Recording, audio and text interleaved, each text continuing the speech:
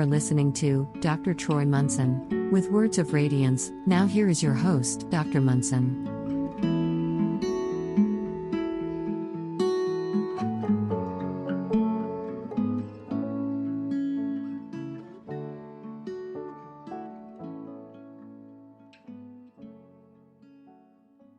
Hello and welcome. I'm Dr. Troy Munson on Words of Radiance. And I love how inspiration happens.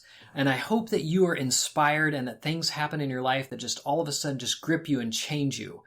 I love reading books, and like some of the things that I've read with folks, I remember the one author saying, I saw this sign and it said, all structures are unstable.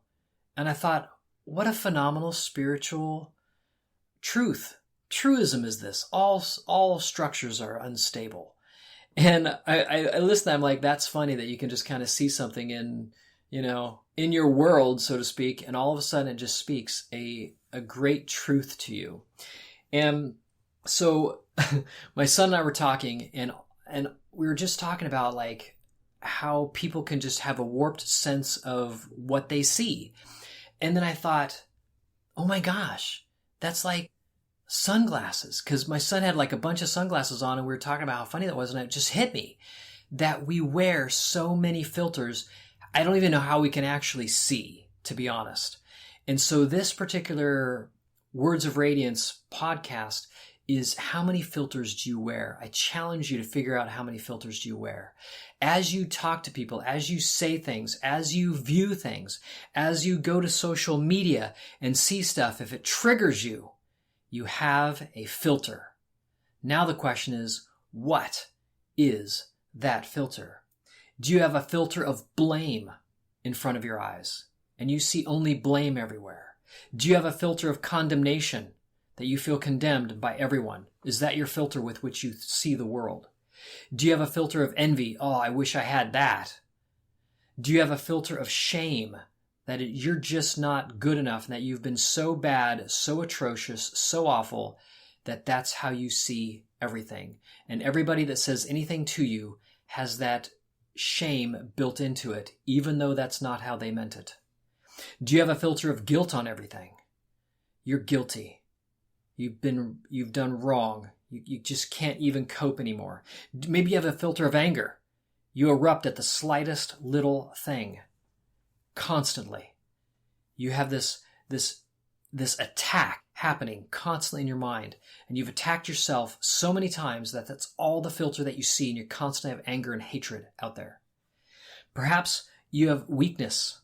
You see a filter of weakness. I just can't do that. I'm not good enough. I can never do that.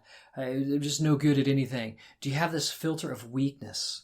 Maybe you have a filter of pride. Maybe even it's a filter of addiction. All I can do is think about this. Maybe it's the filter of just simply not being good enough. I can't tell you how many people under the age of 25 I deal with this on. I'm just not good enough. I don't know enough. I think I just can't do anything. I mean, who would want to hire me, or who would want to be with me, or who would want to marry me, or all these things? Man, that's a huge one. And that's yet another filter that needs to be destroyed and removed. So all these filters, how many filters do you wear? If your life is really one of significant unhappiness, you might be wearing most of these. But for the vast majority of us, we may not even realize we're wearing a couple of these. But I tell folks almost every day, all I would have to do is follow you around for a few hours, and I could start telling you what your beliefs are, what you filter things through, what your dominant patterns of thinking are, as I just watch you do things and what you say to people. And so if you're a student of growth, if you would like to grow out of your current situation and expand into abundance, expand into the greatness that you are, the love that you are, the life that you are, that is eternal, that is everywhere, that is massive. If that's your goal, that, hey, I want to be that expanded, I want to be that open, and I want to feel the presence of God constantly, that I know He's one with me and I am with Him. If these are thoughts that even remotely sound awesome to you, then I definitely recommend that you start monitoring everything that happens in your head and what you say and what you're attracted to, because those will hold the keys to your beliefs as well as to the filters that you see your life through. And all of a sudden, when you see a filter, you're like, wow, I've got that. Because I found one the other day. I was like, oh my God, here's a filter. I can't believe it. Here it is. And it's liberating. It's like, okay, so it's in there. I'm going to be watching for that bad daddy. Man, I want to see if that one comes up again, because that is something I don't want in my head. And so those are the great things that you can give you on a moment's basis. Watching is so key. Being more interested in what is going on in your head and coming out the hole under your nose than other things. We tend to be projecting things like, that person's got the problem, they're awful, or blah, blah, blah. We talk about them. But we're constantly hiding our own garbage and debris. So maybe you pull back from doing that and just start watching what you want to say to people that maybe you even stop yourself from saying because you're getting better at it. Things that you say accidentally, you're like, oh my gosh, I slipped out of my mouth. Or their dominant thoughts, where they're going, especially when you're still and quiet. What shows do you like to watch? Why do you like to watch them? What books do you like to read? And why do you like to read them? What do you like on social media? What do you gravitate towards? There is a belief and a filter waiting for you to find there, if you're courageous enough to go looking for it. And so that's part of our job. So once we get to that point, what happens when we're filterless? Now we see truly, not through the glass darkly, like they talk about it in poems and things, but now we see each person, each individual, as truly light-filled, as joy-filled, even though they may not be expressing it. But we can still see it, because that's their true nature. And when you're seeing truly, and you don't have a filter on, and you're not seeing more insane things or not true things, if we can just, I like to use words that are kind of almost affronting to the mind, like insane, because we'll think, well, okay, it's just not completely accurate. Well, if it ain't true, it's a lie. And if you want to believe a lie, that's insane.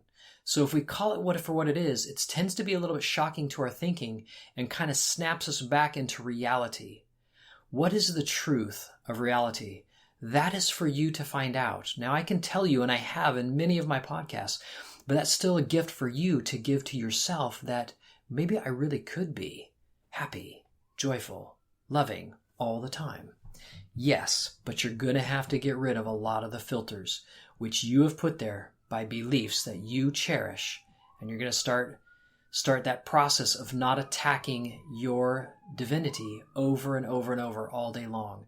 Because if you were created by an eternal being, then you must also be eternal, because he created you in his image and likeness. You are not different. He does not create different. He creates like things.